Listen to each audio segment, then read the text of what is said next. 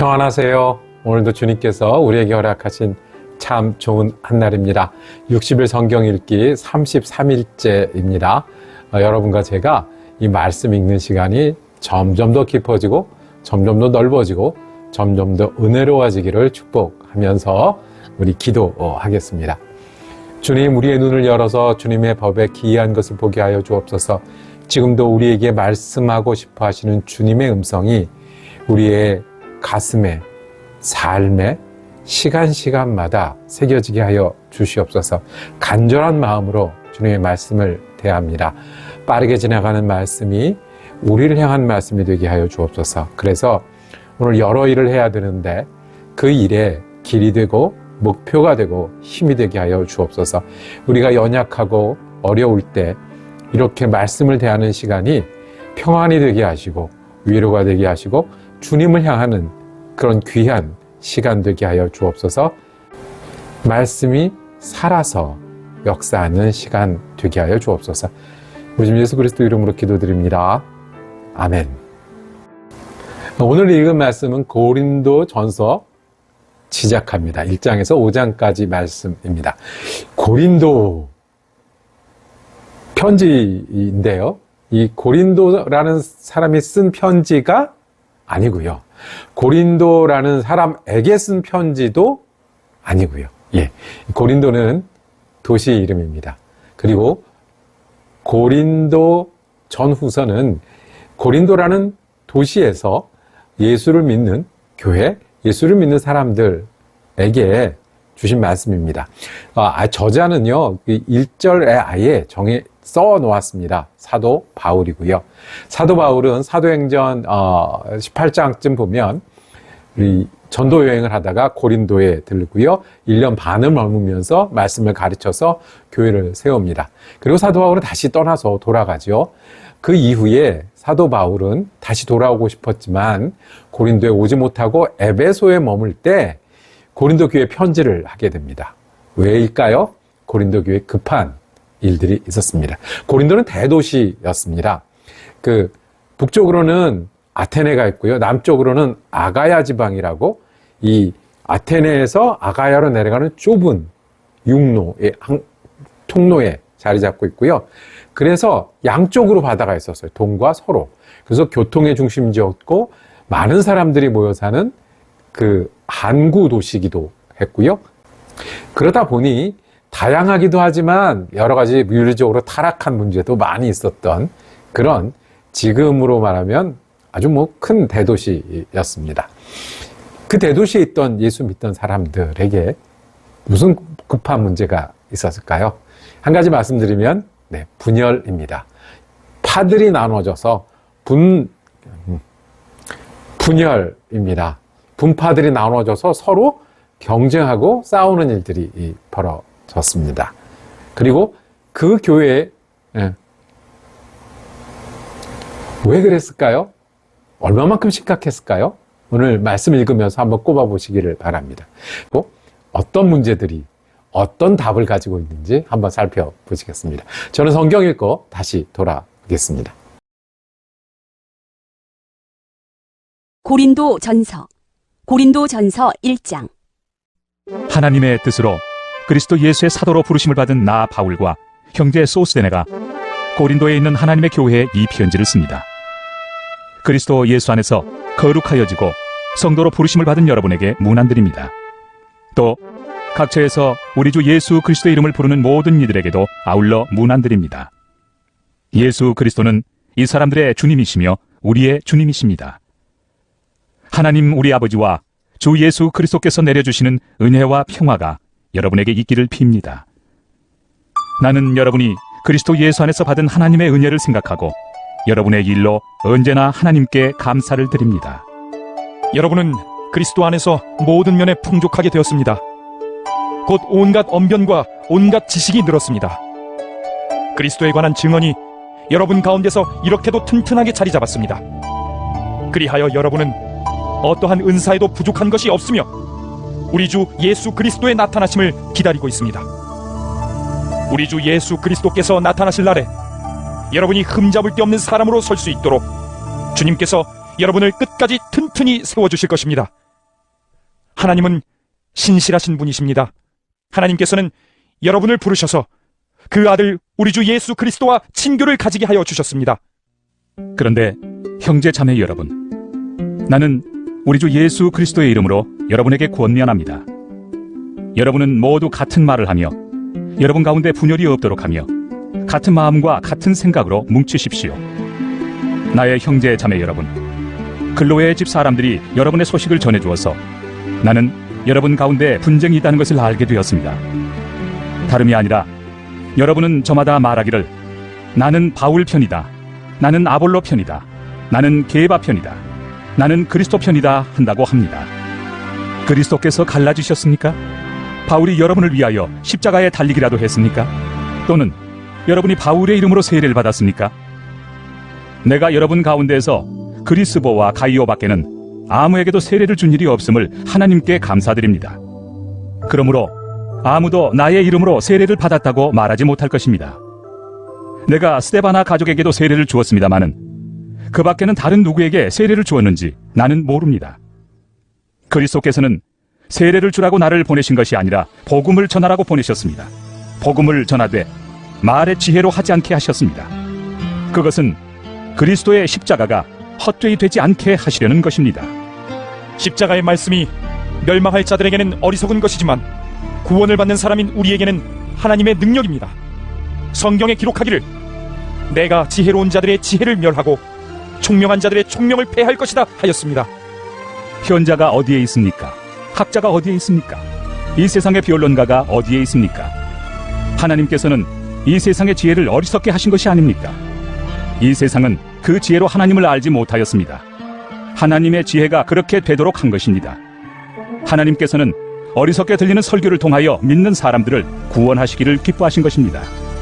유대 사람은 기적을 요구하고 그리스 사람은 지혜를 찾으나 우리는 십자가에 달리신 그리스도를 전합니다. 그리스도가 십자가에 달리셨다는 것은 유대 사람에게는 거리낌이고 이방 사람에게는 어리석은 일입니다. 그러나 부르심을 받은 사람에게는 유대 사람에게나 그리스 사람에게나 이 그리스도는 하나님의 능력이요 하나님의 지혜입니다. 하나님의 어리석음이 사람의 지혜보다 더 지혜롭고 하나님의 약함이 사람의 강함보다 더 강합니다. 형제 자매 여러분, 여러분이 부르심을 받을 때 그 처지가 어떠하였는지 생각하여 보십시오. 육신의 기준으로 보아서 지혜 있는 사람이 많지 않고 권력 있는 사람이 많지 않고 가문이 훌륭한 사람이 많지 않았습니다.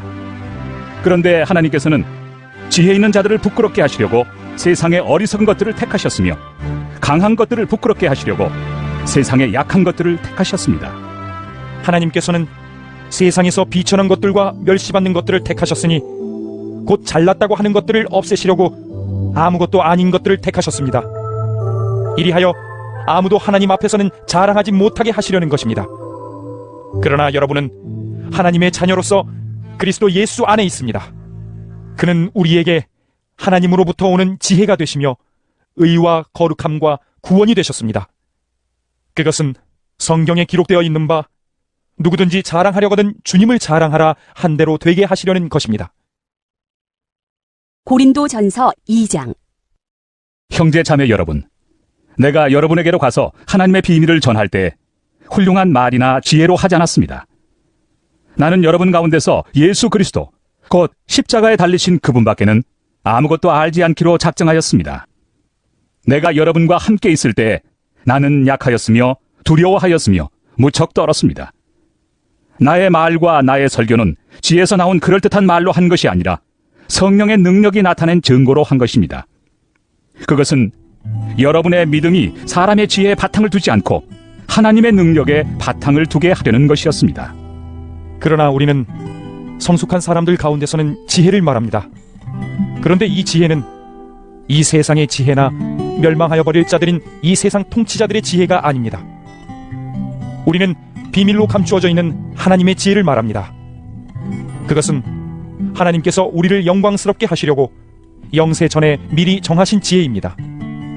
이 세상 통치자들 가운데는 이 지혜를 아는 사람이 하나도 없습니다.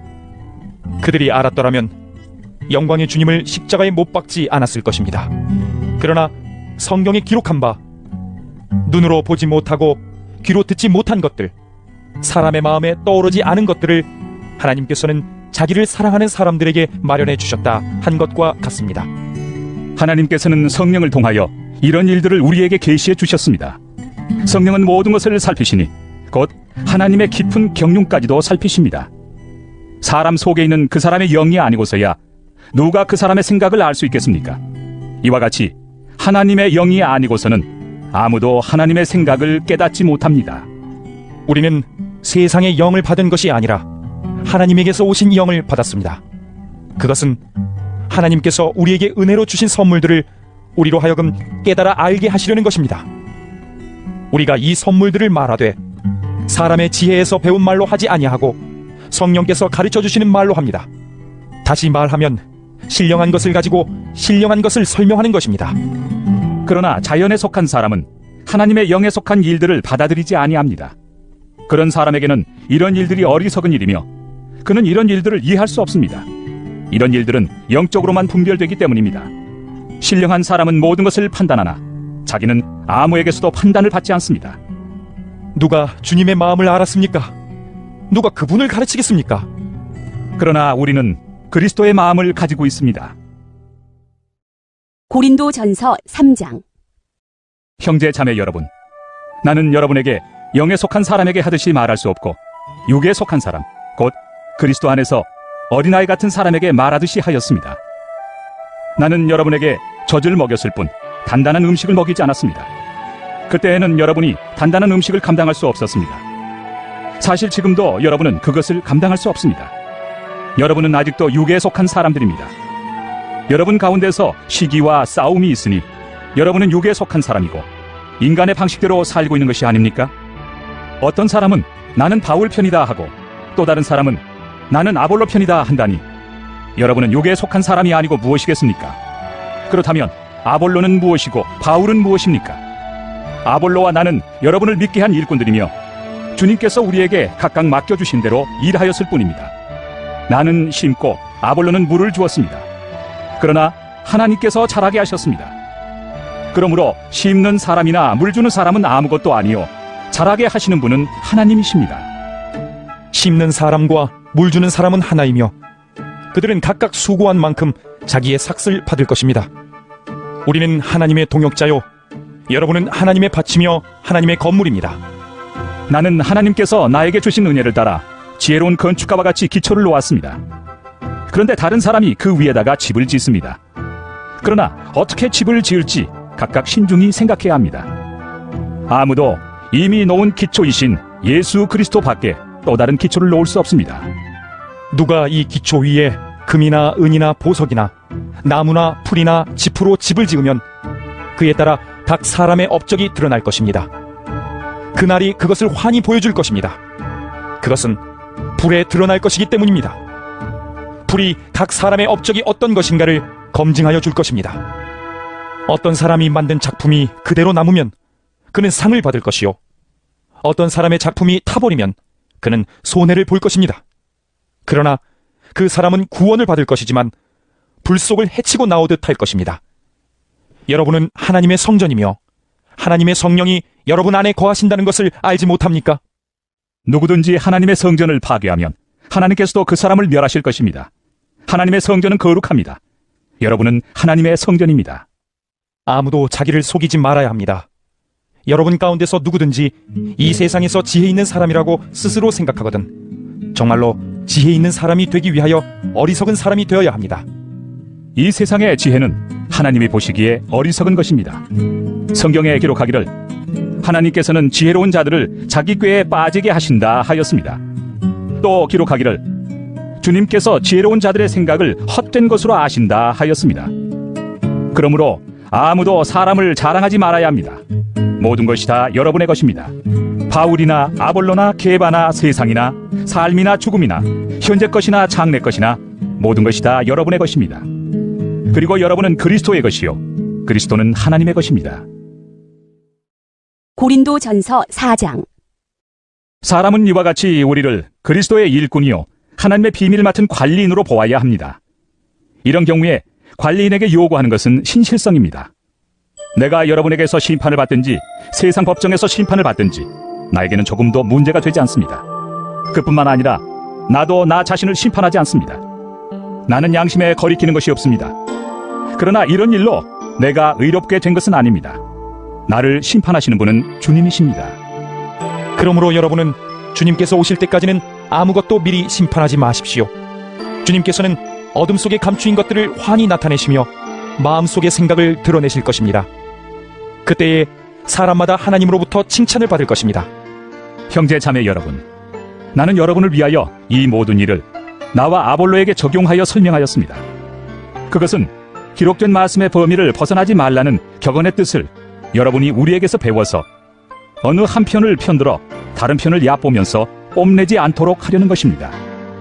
누가 그대를 별다르게 보아줍니까? 그대가 가지고 있는 것 가운데서 받아서 가지지 않은 것이 무엇이 있습니까? 모두가 받은 것이라면 왜 받지 않은 것처럼 자랑합니까? 여러분은 벌써 배가 불렀습니다. 벌써 부자가 되었습니다. 우리를 제쳐놓고 왕이나 된 듯이 행세하였습니다. 여러분이 진정 왕처럼 되었으면 좋겠습니다. 그렇게 하여 우리도 여러분과 함께 왕 노릇하게 되면 좋겠습니다. 내가 생각하기에 하나님께서는 사도들인 우리를 마치 사형수처럼 세상에서 가장 보잘것없는 사람들로 내놓으셨습니다. 우리는 세계와 천사들과 사람들에게 구경거리가 된 것입니다. 우리는 그리스도 때문에 어리석은 사람이 되었지만 여러분은 그리스도 안에서 지혜 있는 사람이 되었습니다. 우리는 약하나 여러분은 강합니다. 여러분은 영광을 누리고 있으나 우리는 천대를 받고 있습니다. 우리는 바로 이 시각까지도 줄이고 목마르고 헐벗고 얻어맞고 정처 없이 떠돌아다닙니다. 우리는 우리 손으로 일을 하면서 고된 노동을 합니다.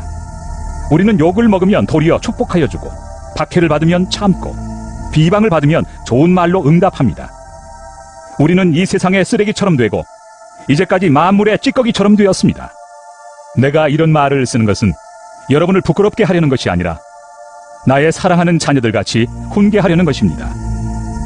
그리스도 안에서 여러분에게는 1만 명의 스승이 있을지 몰라도 아버지는 여럿이 있을 수 없습니다.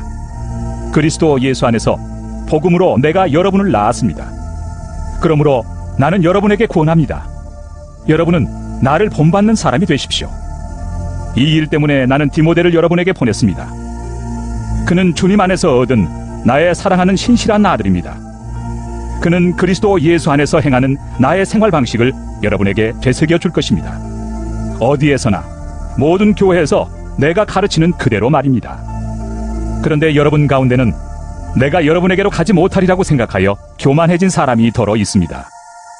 주님께서 허락하시면 내가 속히 여러분에게로 가서 그 교만해진 사람들의 말이 아니라 능력을 알아보겠습니다.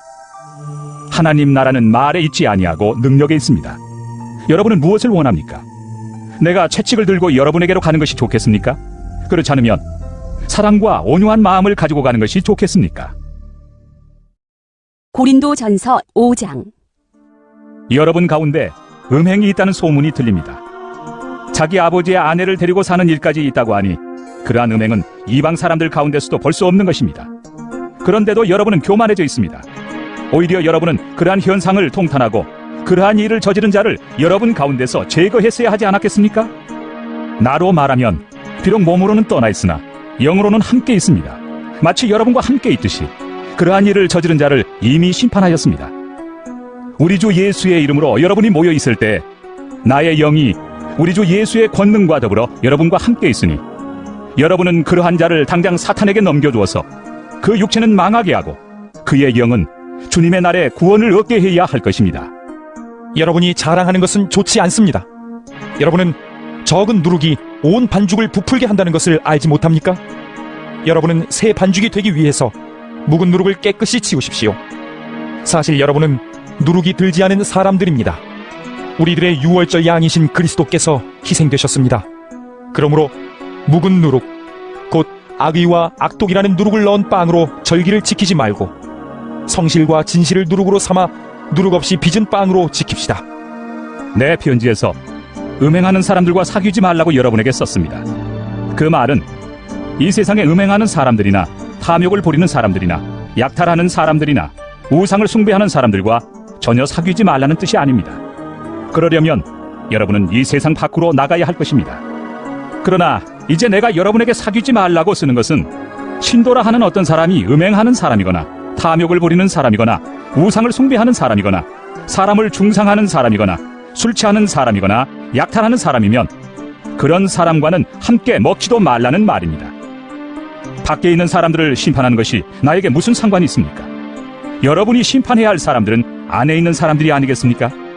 밖에 있는 사람들은 하나님께서 심판하실 것입니다. 여러분은 그 악한 사람을 여러분 가운데서 내쫓으십시오.